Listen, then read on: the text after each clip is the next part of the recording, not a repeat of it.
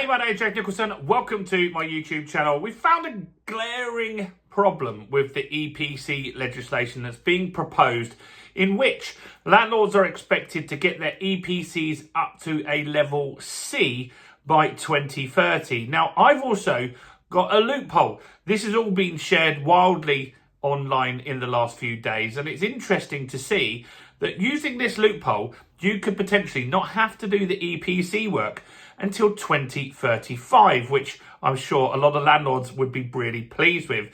So in this video, I'm going to tell you what's the problem with this EPC legislation and why a lot of people just aren't going to be able to get the work done if they've already got current tenants in the property.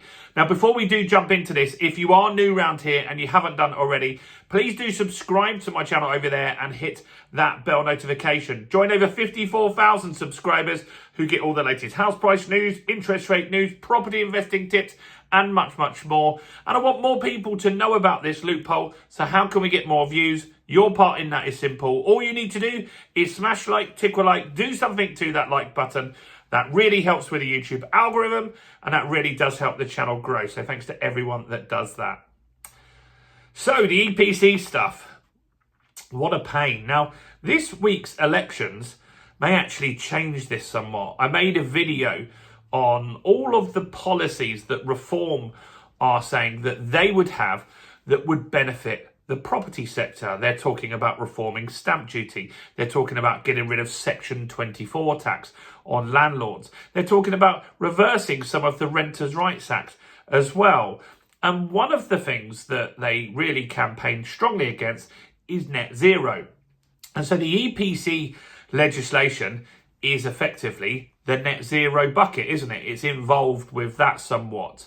And I think that you're going to see a softening from Labour and other parties. You see, clearly people want reform. Now, this was a local election, and I don't want to get political about who's the best party and who's the wrong party. I'm just saying, Reform crushed it in this local election. If there was a general election today, they'd be likely to win.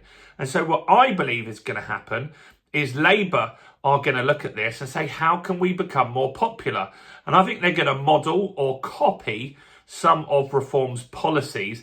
And I think they're going to backtrack a little bit on this EPC stuff. If they don't, I also think the Conservatives will do that stuff, and they'll make their policies similar to Reform as well, because they look over there and they say, that's what the people want. That's what the people are voting for. We need something similar to that, because what we're doing at the moment clearly isn't working. So the EPC rules at the moment, were what we're expecting to come out, because this isn't a law yet, is that by 2030, landlords need to have their EPCs up to a level C. Now, right now, with the minimum energy efficiency standard, MEES, you've got to have it to a level E, I think it is. Yeah, it's an E that you've got to have it to at the moment in order to be able to rent that property out. So that's something that people are working on improving. So if you've got an F, you can't rent it out. So in the future, they're saying in 2030, if you don't have it at a level C, you won't be able to rent it out. Now, that's a problem. And the reason that's a problem is because half of the UK properties, the rental properties, are below a level C. This is millions of properties. More than 2 million rental properties are below a level C. They're D or worse. And so that's going to be a big concern. A lot of people are worried, how are they going to get the property to that level? The government are saying, if you can't get it to a level C, potentially they'll let you spend 10 grand and you can spend 10 grand towards it and show us that you've tried, and that might tick some boxes for you. Now, the other problem that we've got is, what even is a level C? You see, the energy performance certificate, the way that's getting worked out, that's changing. That's currently being worked on by the government. Labour said we would have that in the spring of 2026. We're pretty much at the end of the spring, or the middle of the spring, aren't we? And they've delayed that until the end of 2027. So right now, as a landlord, you can't really do the work, because you might have a property that's a level D at the moment, but under the new way they work it out, that could be an E or it could be a C. So we don't know for sure until we actually get that new methodology worked out by the end of next year. So by the time that's out, it'll be 2028 before landlords can even start. Now, the problem is then, even in 2028, let's say we get to January 2028 and the new EPC stuff is figured out, all the EPC assessors have got to get retrained and go on new courses and get new equipment. That's going to take some time as well. So it's going to be chaos how that actually all gets resolved. And I think that this will get put back. But I also think that now Reform have done really well in the local elections. Don't get me wrong. That doesn't mean they have control over the government, but it does show that that's what the people want. And Reform's policies would be to abolish this stuff. So we could get Labour actually get a little bit softer on this stuff. We'll see. However, so what's been identified online, I've seen a lot of people talking about this, is that right now, let's just say the new EPC stuff has been figured out. It's 2028. We're in the future now. And everything has been worked out. You've still got to get to a level C. We know that now we can get an assessor to test that. The problem is you can't do the work because previously you would have had an end of tenancy. You'd have had a 6 months tenancy or a 12-month tenancy, and you could wait for that to finish, and then you could simply not renew it, get your property back easily in that instance, and then do the work, and then re-let that property after. You can't do that anymore.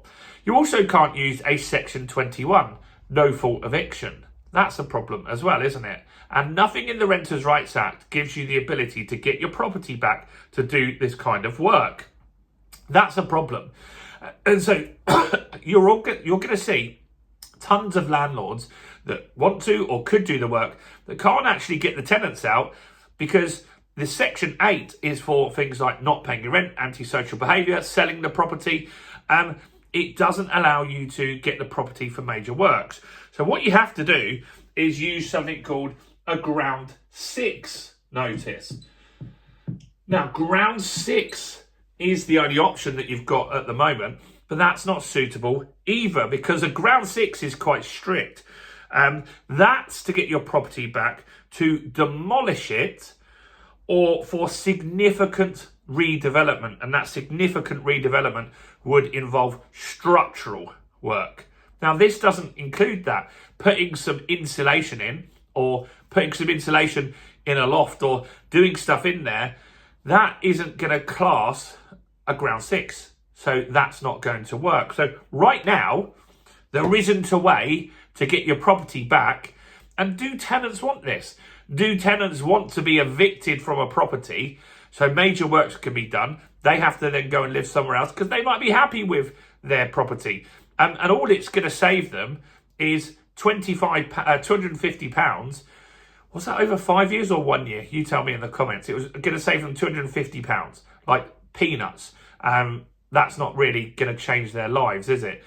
So yeah, like 15, 20 quid a month in savings. Not going to change the world. So Ground 6 isn't going to work. But here's a loophole that a lot of people have been talking about. Now, under MEES, the minimum energy efficiency standards, the current standard that says you've got to have at least an E, if you go to your tenant and say, look, I want to get you out so I can do some major works on here, I can do the EPC stuff, they don't have to say yes.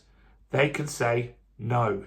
Now, what happens then is, so you need to look up MEES. If the tenant says no,